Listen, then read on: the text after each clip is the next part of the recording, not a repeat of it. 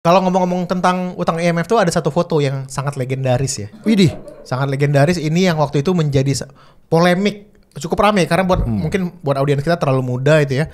Itu ada satu foto di mana Pak Harto waktu itu Presiden Soeharto menandatangani itu surat perjanjian dengan IMF, bosnya IMF tuh bersila tangan gini nih.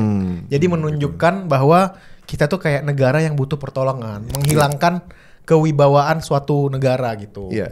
Jadi waktu itu Jadi startup yang gede itu mereka ngasih unlimited cuti dan itu pun jarang yang diambil. Jarang yang pakai. Karena mereka punya full consciousness bahwa gue harus deliver. Iya. Gitu. Coba kalau kalau orang-orangnya nggak sadar ya, malah jarang masuk ya. betul gitu. Jadi menurut gue jangan dipaksa, karena kan kalau libur bersama itu kan kayak mematikan mesin ekonomi kan. Iya, Semua dipaksa nggak boleh kerja gitu.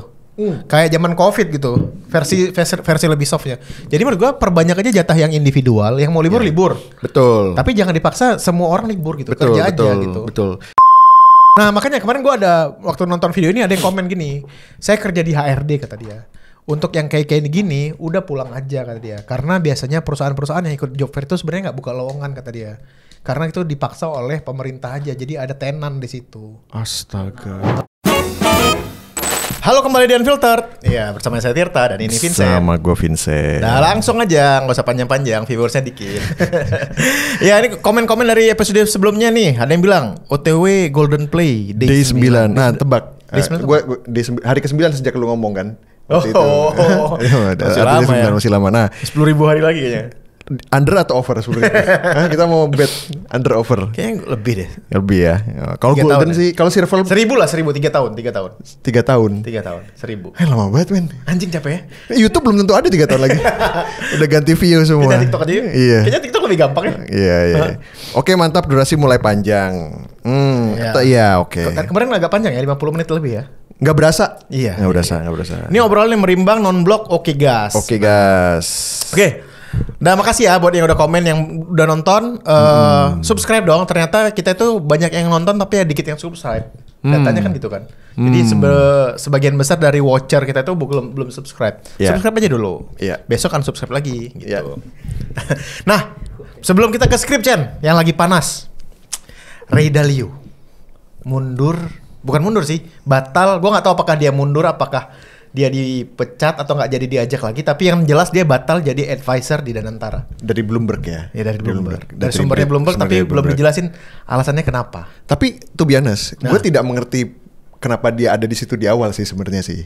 Why do we need Ray Dalio gitu ya? Expertise? Iya betul expertise. Tapi apa iya kita butuh orang sekaliber Ray Dalio yang ngurusin Bridgewater Fund yang paling besar sedunia gitu ya. Dia masih punya waktu di samping dia nulis buku, bikin jurnal bikin gitu YouTube, ya. Maksudnya posisi dia, role dia, kontribusi dia itu sebenarnya diharapkan seperti apa gitu. Karena dia punya structural position sebagai dewan kan gitu. Itu daripada Taksin.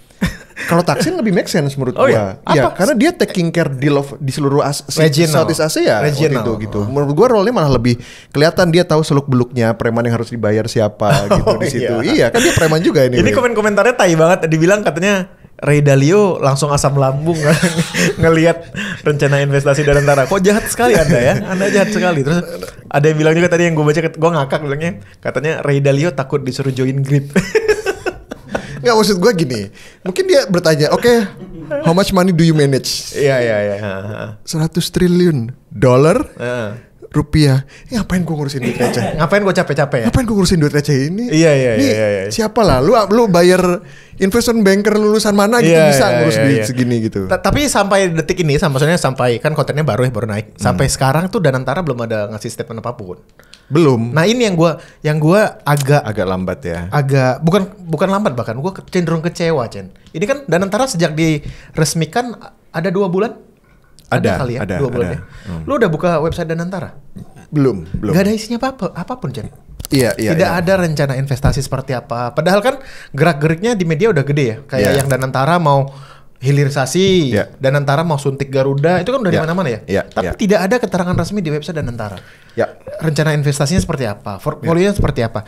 Yang ada cuma kata-kata nasionalisme ala Pak Prabowo yang bangsa besar harus digunakan sebagai demi kemajuan rakyat. Jadi maksud gua sebuah entitas kayak Danantara gitu loh. Iya. Kita harus dapat source-nya dari mana yang official gitu. Betul. Ngerti nggak lo? Nah, tapi mungkin ini bukan belain ya, cuman mungkin dari sisi lain. Kita ini playing good cop bad cop ya. Tobias bukan satu-satunya orang yang Ray Dalio bukan satu-satunya orang yang tiba-tiba menghilang sih. Kan waktu itu sempat digadang-gadang Tony Blair mau masuk, meskipun pas lagi presentasi itu nggak ada. Tony Blairnya nggak ada. Tony Blairnya nggak ada. Terus Pak Rosan bilang, oh ini belum semuanya masuk. Gitu. Jadi kita masih expect mungkin ada personel keluar masuk karena mungkin musim transfer masih bursa terbuka. Bursa musim dingin masih terbuka sih. Nah, terus yang kedua, ini kan relatif cepat ya, dan ngurusin BUMN. BUMN juga kaget. Iya. Ya kan, sekarang banyak RUPS yang di reschedule. Iya. Keluar kemarin mereka peraturan presiden, perpres atau peraturan Kementerian BUMN yang keluar bahwa semua keputusan investasi, semua corporate action segala macam itu harus lewat Danantara. Jadi menurut gua mungkin lagi di back end, lagi itu belum sempat ngurusin, lagi cuci gudang. Belum sempat ngurusin. Kemarin juga beberapa kesempatan gitu ya, kayak ada forum yang dibikin sama Bisnis Indonesia tentang logistik, itu ada Pelindo, ada Pelni, ada ASDP datang. Pak Rosan yang harusnya datang ke situ diwakili oleh MD-nya gitu ya. Nah ini yang menurut gua mungkin dia kepalanya mau meledak juga, Pak. Terlalu banyak yang diurusin. So much is happening in the very short time. Mereka mau ironing out dulu ya gitu. Jadi mungkin sabar dulu. Jadi informasi-informasi ke publik tuh bukan terlalu prioritas lah mungkin ya. Belum ada. Mungkin belum hiring, Pak. Belum hiring. Butuh MD, Pak, buat informasi publik. Betul. Butuh corong. Corong Danantara. Butuh speaker. Jadi kita begitu ya. Sejauh ini Ray Dalio batal bergabung. Mudah-mudahan expertise-nya tidak berkurang ya, kan juga banyak lah. Solid ya. Banyak. Solid. Semoga Danantara websitenya diisi lah pelan-pelan lah. Pelan-pelan. Atau mau dilempar lagi? Mau di white label? Jualan lagi. Jualan terus. Oke. Nah ini. Sebelum ada topik satu lagi yang gue dari dalam appetizer. Mau gue ajak lo. Budi Ari dicecar di DPR tentang Koperasi Merah Putih. Flashback. Oh, Budi Ari minggu lalu kita bahas ya? Iya. Masalahnya berbeda? Sama, Bapak ini kan? Bapak ini orangnya sama, masalahnya beda. Iya. Oh, dicecar ya? Dicecar. Kalau sebelumnya kan dia masuk kasus dugaan menerima 50% uang pengamanan. Belum selesai. Dicecar lagi di publik, di DPR mengenai Koperasi Merah Putih. Bisnis model. Dia klaim bahwa setiap koperasi itu bisa menghasilkan untung 1 miliar. 1 miliar. Itu dalam koperasi. 1 tahun? Kayak nggak tahu ya, dia nggak bilang. Karena modalnya 5 miliar ya? Iya, 20% kan? Oke. Nah, targetnya Koperasi Merah Putih itu mereka akan bikin sekitar 80.000. Iya. Dan masing-masing dikasih modal, suntikan modal up to 5 miliar. Iya. Berarti kita kira-kira untuk program Koperasi Merah Putih itu sekitar 250 sampai 300 triliun lah. Shit. Dan sumber dananya adalah satu dari dana desa. Pak, itu 10%-nya PDB, Pak. Betul. Dari suntikan pemerintah APBN dan kredit bank-bank himbara. Itu yang bikin gue takut banget sih. Iya. Karena ini Pak Budi Ari berusaha untuk menjelaskan opportunity-nya datang dari mana, ya kan? Dia bilang gini, setiap tahunnya ada inefisiensi yang terjadi karena adanya middleman. Pemburu rente gitu kan. Dia pemburu rente, tengkulak, apa segala macam, agent gitu ya. Iya. Itu yang membuat jalur distribusi, terutama mungkin jalur distribusi bahan pangan, bahan pokok, bahan pertanian, agrikultur itu menjadi tidak efisien. Dibilang sekitar, gue lupa punten banget, 400 triliunan kah? Dia bilang gitu ya, dana yang inefisien. Nah itu kalau kita ambil semua, untungnya bisa dari situ. Pertanyaannya adalah, berapa banyak dari middleman ini yang diplot sebagai middleman tapi giving actual service? Iya kan? Agen, agen. Tapi kan agen dia bisa jadi hub juga, bisa jadi jalur distribusi juga. Nggak melulu lu jadi middleman cuman penyambung grup WhatsApp aja gitu. Kalau gue pribadi, gue paling takut yang suntikan dana-dana bank himbara itu sih menurut gue. Kalau misalnya lah duitnya dari APBN doang ya, atau dana desa gitu ya. Mungkin ketika misalnya nanti eksekusinya nggak benar, damage-nya kan terkonten ya. Tapi ketika itu bentuknya kredit dari bank-bank himbara, misalnya terus nggak kebayar, NPL bank-bank himbara misalnya akan naik, terus akan sistemik kan sih. Jadi itu membuat gue sangat khawatir gitu ketika itu udah diajukan. Karena masalah terbesar orang Indonesia itu kan dua menurut gue, kapabilitas dan integritas ya. Masalahnya orang-orang di desa itu ya, pertanyaan pertama gue adalah ada nggak kapasitas mereka untuk ngerti kredit? Terus gimana mereka jadi agunan, bayar cicilannya gimana? Itu yang pertama. Yang kedua, integritasnya ada nggak? Jangan-jangan aset-aset desanya itu diagunkan sebagai agunan buat judol. Karena kan kita udah sering ya baca berita-berita dana desa aja dipakai nyawer LC cuy. Itu dana desa. Dan gue yang kaget adalah di desa ada LC cuy. Nggak mungkin kalau nyari LC-nya ke kota. Oke. Nah, jadi itu membuat gue sangat khawatir. Tapi menurut gue ya kekhawatiran lo akan Bang Himbara tadi, gue copy. Tapi mungkin ini justru pentingnya Danantara di sini. Kita untuk protecting. Ya kan sekarang undernya BKI Pak Doni Eskarya. Kalau dulu kan bisa antar kementerian. Antar kementerian. Kementerian BUMN tolong suruh bangun diri misalnya gitu ya. Nah sekarang udah ada payungnya. Nah mudah-mudahan karena prioritasnya pasti beda. Prioritasnya Danantara pasti beda. Pasti bisnis gitu. ya. Betul. Full corporate. Nah itu yang gue nggak corporatize ya. Jadi sebenarnya Koperasi Merah Putih ini barangnya kan udah ada kan zaman dulu. Namanya Koperasi Unit Desa. KUD. Oh itu sama. Sama. Itu jadi misinya sama. Itu dibentuk di zamannya Soeharto. Tapi sejak Soeharto turun akhirnya nggak jalan karena korupsi lah, karena tata kelola yang jelek lah. Itu tuh. Pada 2023 BPKP menemukan inefisiensi 141 triliun dari 53% pagu anggaran 5 program prioritas di daerah. Jadi maksud gua KUD aja dulu gagal gitu ya. Inefisiensinya segede itu. Iya. Terus mau dibikin lagi jilid 2 Koperasi Merah Putih, ini membuat gua sangat khawatir sih. Iya, maksud gua gini. Dia kan ditaruh sebenarnya Menkominfo. Dan yang ngurusin Budi Ari lagi. Iya, sekarang dia jadi Menteri Koperasi gitu ya. Really questioning. Dia tuh sebenarnya ekspertisnya di mana? Ekspertisnya di Projo menurut gua.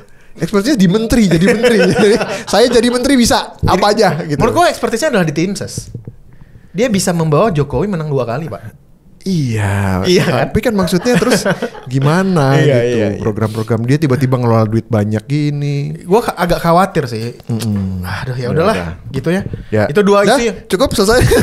Podcast Budi Ari. Podcast Budi Ari. Ini unfilter Budi Ari. Udah takut. Ya udah gitu dah. Oke, nah sekarang kita bahas lagi yang baru kita ke skripnya. Tadi kita impromptu. Terus gimana Chen? Pengusaha ngeluh sama libur, gaji pegawai sama produktivitas rendah. Ini kuartal pertama 2025 penuh dengan long weekend ya. Ada berapa sih total libur tuh? Pokoknya dari di bulan ini ada 5, nanti ada 2 lagi kan? 2 lagi dan itu beruntun sejak libur lebaran kan? Libur lebaran. Tanggal 1 Iya. Dan libur lebaran kemarin tuh panjang loh, hampir 10 hari. Panjang. Iya. Panjang. 12 hari totalnya.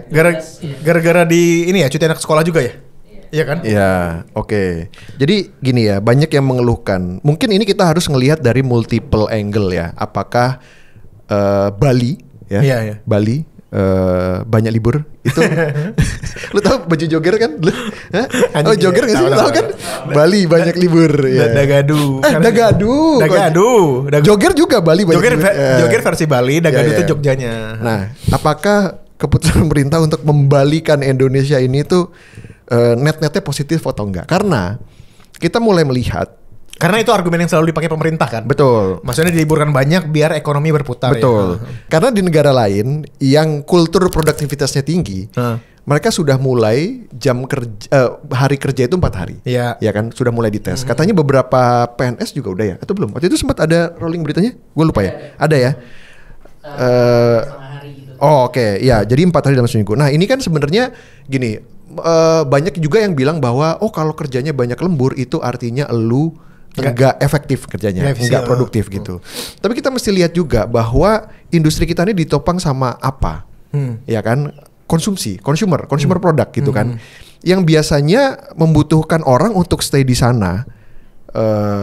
Semakin banyak harinya semakin produktif. Iya. Ya kan? Semakin banyak harinya semakin produktif. Nah, itu artinya kalau misalnya kita banyak ditopang hal seperti itu, tambang, ya kan? Tambang masa mulu libur, ya kan gitu.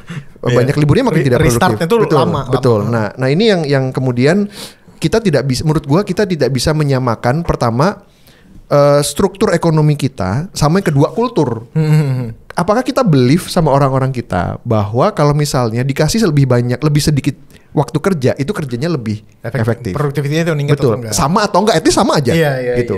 Gue sih pertanyaan gue simply argumen pemerintah itu loh yang bilang kalian argumennya adalah, kita sengaja liburkan panjang biar bisa liburan, ekonomi berputar, tempat-tempat wisata rame. Oke, gue menerima argumen itu. Tapi pernah diukur nggak? Maksudnya additional economic activity di tempat-tempat wisata itu selama liburan itu sama nggak dengan yang hilang kalau mereka dari sisi kerja yang diliburkan? Kan nggak pernah ada pertanyaan itu. Maksud gue, spending orang di tempat liburan itu sama nggak dengan spending orang yang mungkin lagi makan siang di kantornya gitu, yang di bawah di kaki lima dekat kantornya, kan belum pernah ada jawaban itu. Nah ini juga ini ya, apa namanya, kemarin itu mungkin nyambung sama, gue ingat omongannya Mas Awailul Rizky, salah satu ekonom itu, dia bilang gini, dia agak pesimistik. Turunnya suku bunga BI kemarin itu bisa ngegejot ekonomi. Konsumsi. Karena memang udah nggak ada lagi.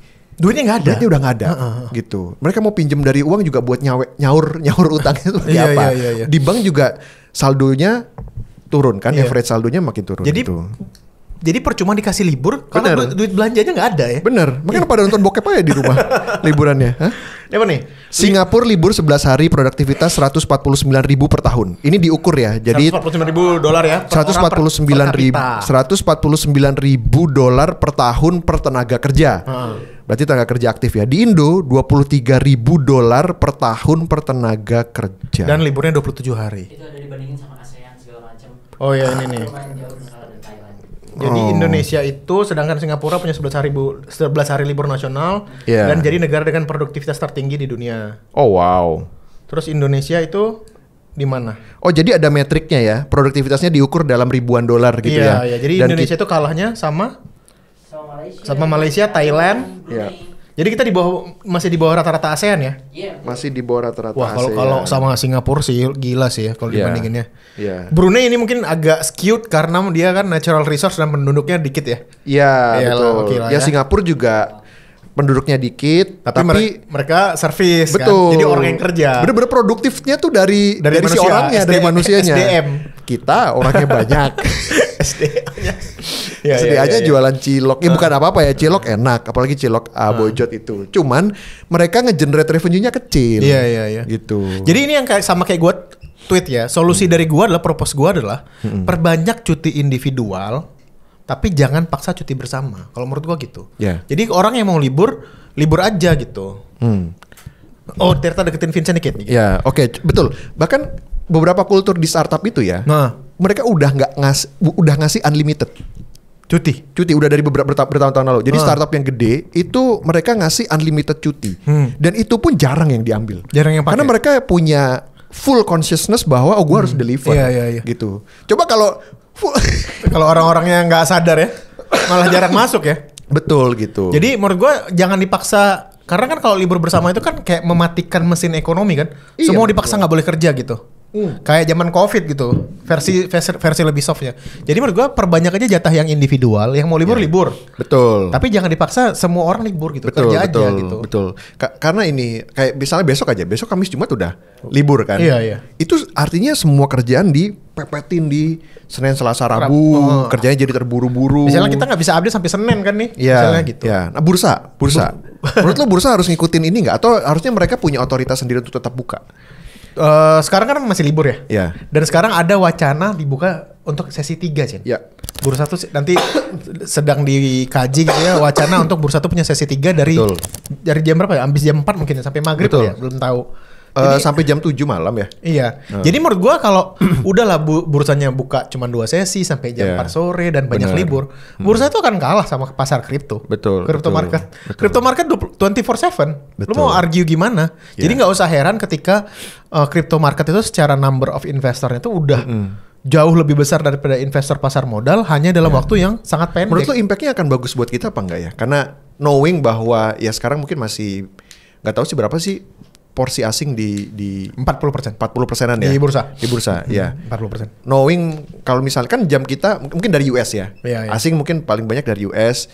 Kita tidur, mereka bangun. Nah, mereka akan lebih aktif nggak ya kira-kira nyari di emerging market gitu? Mungkin orang akan lebih aktif trading ya, malam-malam itu kan trading BCA daripada gitu. Kayak judol.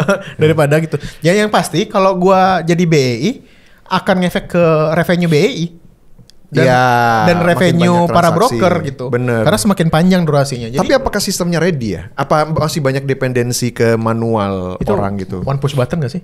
Enggak ya? Hah? Gak tahu. Gak tahu ya, gue nggak tahu sistem BI. Ntar gue ya masih bisa dibikin shift-shiftan juga sebenarnya kerjanya. Iya. Jadi ada BI shift malam gitu. Ya gimana Pak? Hah? BI shift malam pakai tank top doang? Enggak, sorry. Aduh, misoginis banget. Ya misoginis lu. Iya, sorry. Cowok pakai tank top. Emang gak boleh cowok pakai tank top? Boleh kan? Blackbox. bukan TikTok memang Blackbox. Iya. Oke, topik berikutnya. Nigeria lunasi hutang IMF. Wah, ini telat kan Nigeria? Betul. Kita sebenarnya udah nggak punya utang di IMF. Ke IMF nggak ada. Tapi kita punya special drawing rights. Special drawing rights itu kalau jadi kalau butuh. Nah, special drawing rights emergency fund ya. Kuota. Kita megang kuota just in case apa ya? BNPL kali ya. Mungkin itu pay later kita. Kredit limit lah. Kredit limit. Nah, itu yang saat ini belum kita pakai. Dipakai cuma sekitar $8 billion apa gimana SDR-nya. Nah, tapi selamat buat Nigeria gitu ya. Tapi mereka memakai hutang IMF ini memang karena kepaksa. Pandemi COVID ya? Pandemi COVID gitu ya. Pandemi COVID. Terus habis itu mungkin tidak seperti Indonesia yang waktu itu punya cukup fleksibilitas untuk menerbitkan SBN karena pasar keuangannya lumayan rame gitu ya. Nah mungkin Nigeria kayak wah nggak ada cara ini harus ke IMF. Ini rame karena banyak dipolitisasi ya, karena dibilang wah Nigeria bisa lunasin utang. Indonesia itu lunasi utang ke IMF itu udah sejak tahun 2007. Itu zamannya Pak SBY. Jadi udah 2006 ya? 2006. Berarti udah hampir 20 tahun yang lalu gitu. Jadi jangan menjelekkan negara-negara sendiri gitu. Karena Nigeria telat gitu. Nah, itu kan mostly dulu kita melunasi utang IMF itu setelah restrukturisasi besar-besaran di perbankan. Iya kan dulu. Kita utangnya IMF itu dulu banyak pas zaman krisis moneter 98. Iya. Habis itu pemerintah membentuk BPPN, Badan Penyihatan Perbankan Nasional. Habis itu BPPN-nya dibubarkan tahun 2004 karena sudah sehat-sehat. Keluar tuh Bank Mandiri, ya kan, merger semua sehat. Nah, habis itu dilunasi lah utang-utang IMF gitu. Kalau ngomong-ngomong tentang utang IMF tuh ada satu foto yang sangat legendaris ya. Widih, sangat legendaris ini yang waktu itu menjadi polemik cukup ramai karena mungkin buat audiens kita terlalu muda itu ya. Itu ada satu foto di mana Pak Harto waktu itu Presiden Soeharto menandatangani itu surat perjanjian dengan IMF. Bosnya IMF tuh bersila tangan gini nih. Jadi menunjukkan bahwa kita tuh kayak negara yang butuh pertolongan, menghilangkan kewibawaan suatu negara gitu. Iya. Jadi waktu itu cukup rame tuh foto itu karena dianggap merendahkan martabat bangsa gara-gara itu. Emang lagi rendah-rendahnya. Iya. Lu bayangin aja ada orang mengutang lebih sengah daripada yang memberi utang ya nggak bisa sih. Iya sih. Iya sih. Ya kan? Mungkin pada waktu itu source of pinjamannya juga nggak sebanyak sekarang opsinya. Kalau sekarang kan Indonesia tuh paling gede selain dari SBN, dari ADB sama World Bank. Ya ADB sama World Bank itu mereka punya dan porsi cukup besar. Dan cara berutangnya juga nggak sih? Jadi kayak mungkin dulu otak kita tuh negara berutang tuh adalah minjem ke bank luar negeri atau negara-negara donor gitu ya. Sekarang kan utang pemerintah majority adalah surat utang gitu. Betul. Mungkin zaman dulu apa ya? Instrumen itu belum muncul ya? Atau SBN? Iya, gua nggak tahu juga sih historinya. Nggak tahu sih. Lucu juga ya kenapa itu yang diambil gitu ya dulu. Ya mungkin butuh cepat. Kalau SBN harus terbitin. Atau mungkin dalam kondisi yang carut-marut kayak dulu itu ya surat utangnya udah ratingnya junk kali. Iya. Benar. Udah default gitu. Udah default gitu. D atau D++. Nah, ini utangnya Nigeria itu ternyata cuma $3,4 miliar atau cuma sekitar 55 triliun. Kecil banget. Ini kalau dibandingin sama PDB-nya Nigeria itu cuma $500 miliar. Itu kayaknya cuma sepertiganya PDB-nya Indonesia. Iya. Dengan jumlah penduduk yang kurang lebih sama, 200 juta. Miskin ya mereka ya. 200 juta. Nah, Nigeria enggak. Ya, dia terkaya di Amerika. Di Afrika. Jadi Nigeria itu negara ekonomi yang paling kuat di Afrika Barat kali. Afrika Barat doang kali. Oh, ada Mesir soalnya ya. Mesir tuh Afrika Utara. Lu geografinya jelek lu. Kan Afrika tuh gini. Mesir tapi dia katanya paling besar di Afrika, Nigeria ini dengan profil tadi PDB-nya $500 miliar. Makanya kita ekspor Indomie ya ke sana ya. Ekspor Indomie. Ya, mereka paling banyak itu pertanian memang ya. Iya. Pertanian. Julukan timnasnya kan Indomitable. Hah? Julukan timnasnya Nigeria? Indomitable ya kan? Julukan timnas gimana sih lu nonton bola ya? Oke. Nah, ini komen-komentarnya. Kita udah lunas IMF tapi masih kayak punya berasa utang sama IMF pressure-nya. Super Eagle. Oh, Super Eagle. Indomitable siapa? Ngawur. Coba cari. Sembarangan. Indomitable julukan timnas apa? Ya. IMF, hai Indonesia, mau minjem lagi nggak? Enggak dong. Kita kan sekarang bisa nerbitin utang. Iya. Nah, Yup masih ingat dulu lunas zaman SBY jadi salah satu pencapaian yang dia gaungkan saat Pilpres 2009. Oh iya, SBY untuk periode kedua itu kan iklannya sangat catchy ya. Apa tuh? Hah? Iklannya apa SBY? Lanjutkan. Katakan tidak yang itu kayak. Oh. Yang Angelina Sondak, Anas Urbaningrum masuk semua ke dalam penjara. Akhirnya sekolah semua. Katakan tidak pada korupsi. Kan isinya tuh ada Anas Urbaningrum, terus ada Angelina Sondak yang Demokrat tuh. Ya. Ya gitu ya. Nah, buat negara-negara yang masih berhutang sama IMF, bayar. Ya, termasuk Argentina sekarang ya. Oh iya. Argentina tuh masih berhutang banyak. Abis itu terbesar ya. Oh, profil portfolionya IMF paling besar tuh Argentina. Portonya paling besar Argentina. Yunani? Oh, Yunani ya. Oke. Ya. Ukraina. Oh iya. Ukraina karena habis perang kemarin ya. Mesir juga ya katanya ya. Angola kayaknya. Oke. Katanya sebenarnya rate-nya nggak ini loh, nggak gede tuh. Kompetitif. 4-5% ini bener gak sih? Itu untuk Argentina. Untuk Argentina per tahun 4-5% oke lah. Tapi kalau levelnya surat utang negara jumlahnya triliunan juga kali Pak. Lu tau gak? Itu 4-5%. Kalau penurunan mata uang lu drop banget kelar. Tapi itu 4-5% ke IMF ya. Kalau SBN kan 6% bahkan. Berarti lebih tinggi. SBN lebih tinggi, betul. Iya kan? Nah kan dalam dolar selalu lebih mahal. Lebih murah. Lebih rendah bunganya. Lebih murah ya. Ya, itu topik kedua. Topik ketiga kita pengen membahas poin kesepakatan Indonesia Cina. Kemarin nih data. Nah, komen-komen udah. Poin-poin kesepakatan Indonesia sama Cina ini kan Pak Prabowo baru good news ya ketemu ya sama PM Prime Li Qiang. Bacanya apa sih? Li Qiang. Enggak tahu gue. Li Qiang. Iya. Ini menghasilkan sejumlah memorandum of understanding. Dia loh yang datang sini. Gokil ya? Dia yang datang. Tapi kenapa enggak ya? Presidensi ya? Lagi berantem sama Trump. Kenapa enggak Xi Jinping? Tapi ini kan sebelum ke sini ya, sebelum ke MOU ini kan lo notice nggak beberapa hari kebelakang pemerintah itu kita mumpung lagi bahas Pak Presiden ya, udah mengeluarkan stimulus ekonomi. Ekonomi. Ngerasa nggak lo? Kayak mungkin ini akhirnya firefighting yang real gitu, ngelihat ekonomi slow down. Yeah. Akhirnya keluar kebijakan-kebijakan yang akhirnya dipakai untuk memicu konsumsi kan. Betul. Yang kemarin keluar kan itu apa tuh? Yang dari Pak Erlangga yang ngomongin apa tuh? Potongan untuk tiket beberapa moda transportasi. Betul. Listrik juga diskon mau dikasih lagi kan. 50% katanya. Terus kemarin Pak Prabowo juga kasih statement ngasih sumbangan uang tunai itu buat gaji yang di bawah 3,5 juta. Ya. Jadi kalian nggak dapat ya, sabar-sabar aja. Mau dapat. Gua turunin dulu nih. Gaji-gajinya. Jadi buat gaji di bawah 3,5 juta itu dapat bantuan dari Pak Prabowo. Tadi pagi juga gue baru baca pemerintah ngasih bantuan stimulus untuk UMKM. Kita dong berarti. Iya. Tolong gimana caranya? Tolong. Daftar gimana? Gue melihat ini sebagai apa? Desperation Act menurut lu? Iya, gue nggak tahu apakah ini, tapi mungkin ini sudah diprogramin sih. Harusnya kan udah diprogramin, nggak mungkin tiba-tiba dia tingtung gitu kan. Gitu. Pasti udah ada programnya bahwa pengetatan anggaran itu dilakukan nanti didistribusikan untuk ini kan quote unquote bansos ya kan, quote unquote bansos. Ya ini mungkin gue ngelihatnya mungkin ini ada beberapa kali dalam tahun ini karena ini yang sekarang itu mau di launch-nya bulan Juni dan Juli. Bulan Juni dan Juli bertepatan dengan liburan anak sekolah.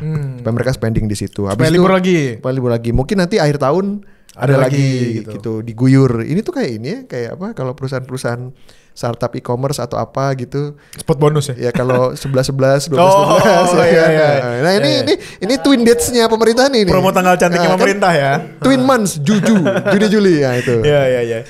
Jadi gue juga ngelihat make sense juga sih. Gue kira kemarin gue tadi gue lebih seuzon yang beranggapan bahwa wah ini adalah bentuk firefightingnya pemerintah yang ngelihat konsumsi dan ekonomi udah slow down gitu kan. Q2 juga pasti akan lebih rendah konsumsinya karena kan pembayaran utang jatuh tempo itu kan terjadinya Juni-Juli ya? Iya.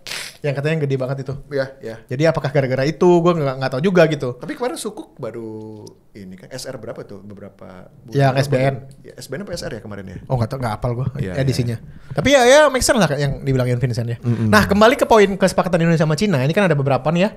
Ada MOU antara Bank Indonesia sama People Bank of China. Terus ada MOU, masih MOU semua ya. Apa nih yang menarik Chen di sini Chen? Yang di sini menarik. Nah, ini sebenarnya yang nggak ada. Gua mau ambil yang nggak ada di sini. Ada nih nomor 9. Apa tuh? Kerjasama investasi antara Danantara dan China Investment Corporation. Nah, Danantara ini udah mulai roadshow kan? Kemarin kan ke Timur Tengah. Betul. Timur Tengah dapat. Ke Amerika juga udah. Ke Amerika. Nah, ini ke China Investment Corporation. Ini membuat gue jadi sedikit optimis karena tadinya kan kita mikirnya aduh dana yang dikelola cuma 100 triliun dari dividen BUMN gitu, sisanya dari mana? Ini mereka lagi convince, lagi roadshow, lagi convince. Ini dapat dapat lagi nih ya kerjasama. Walaupun nggak di note ya berapa duitnya gitu, tapi adalah masuk lah ya gitu. Tapi kelihatan ya akhirnya kelihatan mulai bekerja nih gitu. Ini juga sangat gue sayangkan. PR game-nya Ya kan? Nggak dikomunikasikan kan gini-gini ya? PR game ya gitu. Kayak seadanya gitu ya gitu. Nah, terus apalagi yang bikin lu excited apalagi? Gua lihat nih ya kan ekspor apa segala macam ya. Pengobatan tradisional nih. Nah, nih antara Kementerian Kesehatan Indonesia dan National Administration of Traditional Chinese Medicine Tiongkok. Nah, akupuntur. Artinya mana? Di bawah. Di bawahnya nomor 12. Impact-nya China mau komit ningkatin investasi ke dalam industri rantai pasok. Oh ya, supply chain. Oke. Yeah. Dalam transaksi mata uang lokal. Nah, ini katanya nih QR. Ada gitu, Chris ya? ya. Nanti bakal ada transaksi langsung yuan dan rupiah untuk ngurangin ketergantungan. Di Jepang kan udah bisa tuh kemarin. Yang 17 Agustus. Ya, ini targetnya. Ini katanya bilang Jepang. Kan China. China kan masih digodok. Ya mudah-mudahan ini bisa segera ya. China juga bakal kontribusi ke proyek pembangunan termasuk kerjasama Two Countries Twin Parks. Apa ini? Provinsi Fujian. Iya, baru ini apa taman? Twin Parks ya? Taman Disneyland. Buat orang kembar aja. Ya intinya banyak lah. Ada beberapa kolaborasi yang antara Cina sama Indonesia. Yang kesehatan saya penasaran Pak. Ini bekam atau apa nih nanti? Bekam Pak akupuntur nih. Bekam. Nggak disinggung ya? Nggak ada ya. Terus ada kereta cepat juga nih. Kereta cepatnya kan bagian dari investasi Cina ya. Dan itu udah sepakat akan dilanjutkan ke Surabaya. Oh iya? Kereta cepat? Iya. Menarik juga karena beberapa proyek LRT juga lagi digarap gitu ya. Dengan vendor-vendor dari Korea ini lagi ini.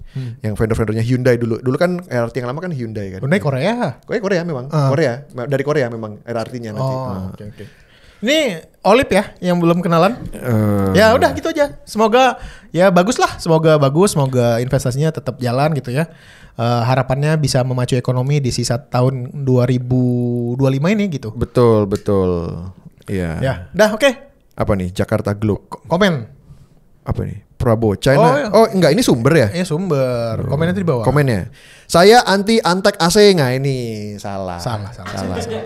Ini mau jadi Trump ini. Iya, nggak bisa. Masa narasi Antek asing mau dibawa sampai tahun 2025 itu apa? Udah menang, Pak Prabowo udah menang, dia udah lupa. Jangan digoreng. Sekarang pro asing. Sekarang pro asing. Pro asing dan asing. Iya. Poin nomor 8 sama seperti program BG kemarin. Apakah rakyat akan dijadikan kelinci percobaan? Ini jahat ya? Gila. Yang TBC ya, yang vaksin ya. Astagfirullah. Tahi banget. Lu nggak pernah nih ya, Unromantic Romeo. Aduh, nama lu mirip lagi username gua. Romeo Godongan. Ini Unromantic Romeo gua kasih tau ya. Kita itu gara-gara TBC keluar negeri susah, Pak. Lu kalau ke UK, kita tuh harus ronsen dada dulu, ronsen paru. Yeah. Karena Indonesia itu adalah negara dengan TBC paling tinggi. Nomor 2 kan? Nomor 2. Dan itu di bawah nomor 1 TBC country namanya. Apa? Literally namanya TBC country. Siapa? Gak bercanda. Anjing, gue kira ada lagi. Gue kira ada yang lebih parah. Jadi maksud gue, kalau ada vaksin yang sudah teruji secara klinis gitu ya, dan udah bisa kita cek aktif apa enggaknya, alhamdulillah aja gitu. Ini konteksnya kemarin waktu Bill Gates mau membuat Indonesia sebagai pusat vaksin TBC. Trial ya, vaksin TBC. Banyak yang bilang, wah ini seperti COVID, kita jadi kelinci percobaan. Nah ini maksudnya itu nomor 1. Itu tadi Tita benar bahwa kita TBC. Nomor 2, kemarin gue kan kedatangan adik gue dari Jember. Dia TBC dia? Enggak. Dia jadi dokter intern di Jember gitu kan. Nah, dokter intern itu kerjanya dia muter, Pak. Muter desa. Hah? Iya, di puskesmas. Muter dia. Terus Dia muterin desa, cek apa segala macam gitu ya. Gue tanya, penyakit paling common di sana apa? TBC. Iya. TBC. Gitu. Dan itu kan airborne, Pak. Iya, benar. TBC itu airborne gitu. Dan katanya sebagian besar dari kita tuh punya virus TBC. Udah ada dalam tubuh. Jadi masalah daya tahan tubuh kita kuat atau enggak gitu untuk dia jadi penyakit gitu. Oh, makanya perlu vaksin. Nggak tahu juga ya efeknya apakah ke situ gitu. Betul.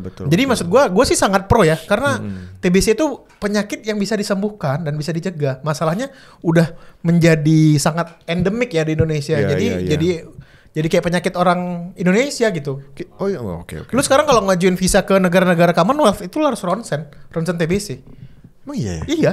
Ke UK, ke Aussie itu harus ada TBC-nya. Jadi segitu dire-nya itu TBC di Indonesia. Jadi udahlah. Tolonglah jangan kayak gitu. Kerja sama pariwisata tapi masih harus urus visa, bebas visa dong. Nah ini, lu ngomong sama komentar di atas lu tadi yang masalah TBC. Udah ngobrol kalian berdua. DM-an, woi. Gimana nih? Nah gitu ya. Ini apa nih? Sekarang kita reaction. Wah ini yang job fair. Job fair di Cikarang. Gue pikir ini tahu apa? Tomorrowland kemarin. Tomorrowland kalau ke Indonesia nggak ke Cikarang, Pak. Jadi job fair yang diselenggarakan Pemkab Bekasi ricuh pencari kerja saling baku hantam. Gila ya. Kenapa saling baku ini, hantam? Ini tau gak baku hantamnya karena apa? Kenapa? Karena scan QR itu, butuh-butuhan ini pukul-pukulan. Sesimpel itu mereka pukul-pukulan di situ. Kan harusnya QR-nya di print gede. Ya, atau pakai jumbotron gitu ya. Iya. Jadi ini mereka pukul. Gue sih melihatnya agak sedih ya, maksudnya. Iya. Ini di Cikarang gitu ya, maksudnya itu berapa? 10.000 kali ya? Untuk lowongan yang mungkin berapa? 500 mungkin? Ada 1.000 mungkin? Enggak, ini orangnya banyak, nggak mungkin 1.000 Pak. Lebih ya? Lebih lah ini. Iya. Berapa sih orangnya? 25.000. 25.000? Hah? 25.000 Pak ini. 2.000. Anjing. Lowongannya less than 10% orang-orang. Jadi ya tough lah. Kasian. Itu yang pertama ya. Lalu yang kedua, kenapa harus offline? Nah makanya kemarin gue ada waktu nonton video ini ada yang komen gini, saya kerja di HRD kata dia. Untuk yang kayak gini udah pulang aja kata dia. Karena biasanya perusahaan-perusahaan yang ikut job fair itu sebenarnya nggak buka lowongan kata dia. Karena itu dipaksa oleh pemerintah aja, jadi ada tenan di situ. Astaga. Jadi buat naro doang. Jadi orang yang mau drop CV aja. Jadi mereka sekaligus bisa branding. Iya sih, karena kata dia, karena perusahaan gua lowongan pasti online kata dia. Iya sih, make sense. Iya, sekarang siapa yang bawa map bawa gitu map ya? Ini, iya, Sidul. Ya kan era-era Sidul nih. Iya. Era-era Rano Karno. Kuotanya cuma 3.000. Ya, 3.000 lowongan. Turut bersimpati buat teman-teman yang kemarin datang ke acara job fair di Bekasi gitu ya. Mudah-mudahan ini dilihat juga. Ini kan kemarin jadi fenomena besar ya. Mungkin ini dilihat juga sama di Snaker gitu ya. Kemudian di Snaker kita berharap banyak solusinya betul. Yang kedua. Dingin banget ini, kita agak jadi pilek tiba-tiba nih. Ini apa nih? Dewa.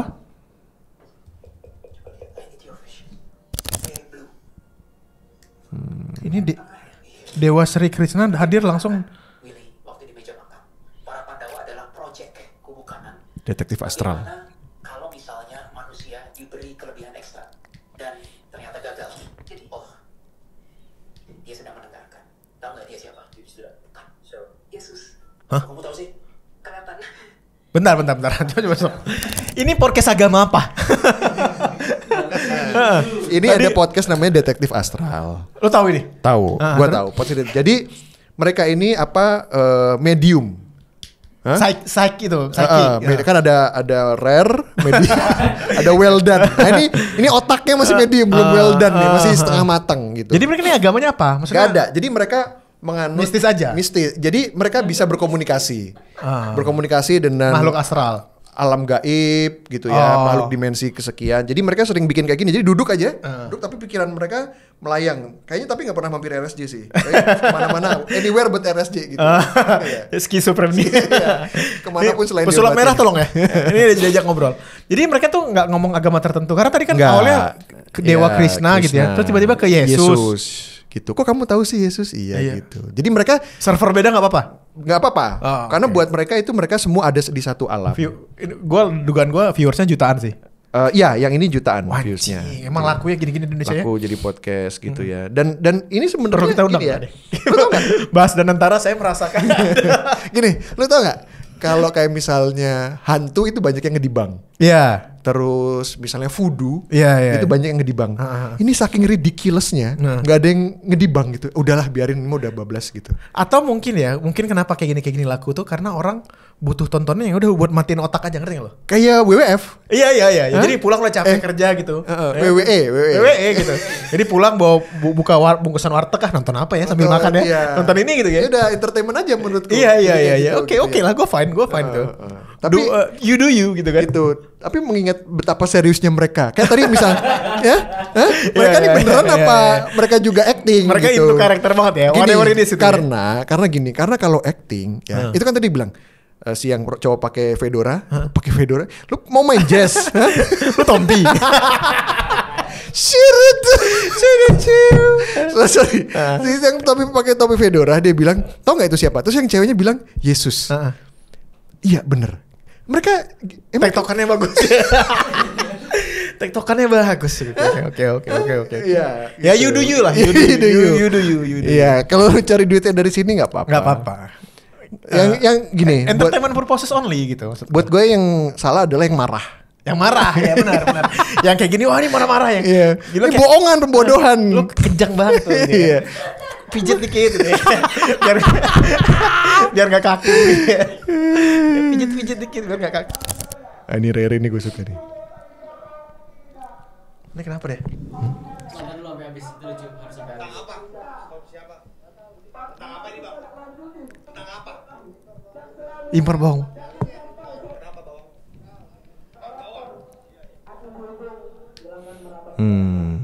Oh, ngobrol mulu nggak ngerti lagi nih, makanya puterin kamu nggak tahu. Iya. Masukin. Nih, Indomie nyemek, udah ada bawangnya. Anjing. Yang itu yang diajak ngomong karena spesialis demo di mana-mana ada. Oh, ya? Kemarin ada. Oh, Dia mau bayaran ya? Keren.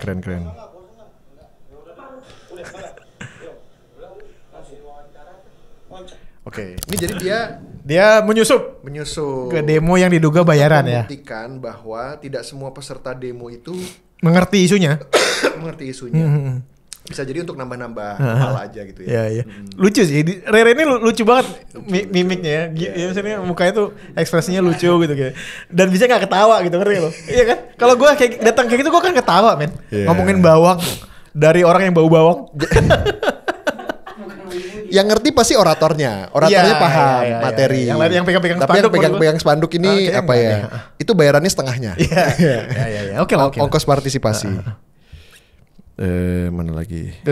Ini banyak ya reaksinya. Lu kayaknya yang paling niat dari riset ini nih. Korigor. Nih korigor juga lucu nih. Aduh, gua tahu ini. Tapi seorang pria tua memberitahu kalau pisau ini bisa melakukan hal yang lebih menakjubkan. Ternyata pisau ini bisa membelah dimensi. Lalu pria itu dengan pelan memotong udara di depannya dan terbuka pintu dan bisa memanaskannya. Pria ini kemudian merencanakan pergi ke suatu tempat. Dia melihat itu sekali lagi dan membuka matanya lalu tiba di suatu dealer motor Yamaha.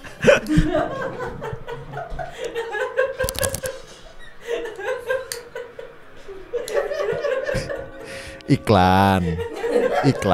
Anjing gue udah serius lagi bahasa. Sekarang kayak gitu marketingnya, sumpah. Keren. Cuma dikasih tunjuk doang semuanya. Keren. Tiba-tiba pura-pura jatuh. Keren. Anjing iklan Yamaha. Iya. I really didn't see it coming, man. Yamaha mana Batam tadi? Fuck. Bangka. Fuck anjing jago lo. Jago lo orang Yamaha lo. Bangka. Lu tau gak? Fuck. Sekarang kenapa konten TikTok yang potongan-potongan film laku? Karena orang nggak punya fokus untuk nonton film sampai akhir. Gila ya? Iya kan? Udah sampai titik itu ya kita Iya. ya? Dineret. Nah, dineret. Kita nggak punya waktu apa nggak punya apa? Nggak punya waktu. Menurut gua nggak ada punya mental capacity. Jadi anak muda zaman sekarang tuh nggak punya mental capacity untuk fokus ke satu hal. Makanya lu sering nonton video brain rot nggak di TikTok? Yang satu ada video apa, satu ada video game lari-lari gitu misalnya gimana. Gue curiga suatu saat nanti bioskop ada layarnya ada 2 Pak. Satu film, satu isinya game. Yang tapi iya sih. Ngambil koin gitu. Gue kan kalau lagi WFA ada monitor kan di atas, laptop di sini monitor di atas. Itu satu gue setelin YouTube yang nggak tahu. Yang looping kan? Ya, yang looping yang pokoknya ada gerak-gerak aja. Lu emang ada bakat-bakat autism kayaknya. Ini tangan lu harus mencari itu. ADHD. Autism beda lagi tuh spektrum goblok. Lu punya Asperger enggak? Ya mungkin aja kan. Yang terakhir ya. Ayam goreng. Ayam goreng Widuran. Ayam goreng Widuran Solo ini yang dia pakai minyak babi ya goreng ayam. Tapi dia sempat pasang logo halal, ternyata enggak halal. Selama 50 tahun. Ini waktu kita ke Solo kemarin kita makan di sini enggak? Enggak ya, aduh. Oke. Tuh biasa gue jadi penasaran rasanya sih. Pertanyaannya, kenapa sekarang? Why now? Kenapa mereka membuka sendiri? Mereka ketahuan. Oh, ketahuan. Ada pegawainya. Ada mantan pegawai. Whistleblower. Iya. Cepu halal haram. Jadi akhirnya kebongkar kalau mereka tuh nggak halal gitu ya karena tapi ini pembuktian yang bagus sih. Apanya? Misalnya ada pelanggan setia mereka gitu ya, sering makan di situ dan sehat-sehat aja. Maksudnya bukan sehat-sehat, masalah sehat-sehat atau enggak sih? Kerasa enggak sih? Enggak maksudnya sehat-sehat aja makan haram. Solar-solar aja. Iya, enggak maksudnya badan seger gitu ya. Oh iya. Jadi kalau gue pribadi ya, gue nggak tahu mungkin ini agak polemik buat orang-orang yang sangat menjunjung tinggi hal haramnya sebuah makanan ya. Iya. Kalau gue sih lebih penasaran ayam goreng yang digoreng pakai minyak babi itu, gue pengen side seberapa by side enak gitu ya? loh. Kayak, ini yang digoreng pakai minyak jelantah nih. Iya. Ini pakai minyak babi, enakannya mana gitu. Iya.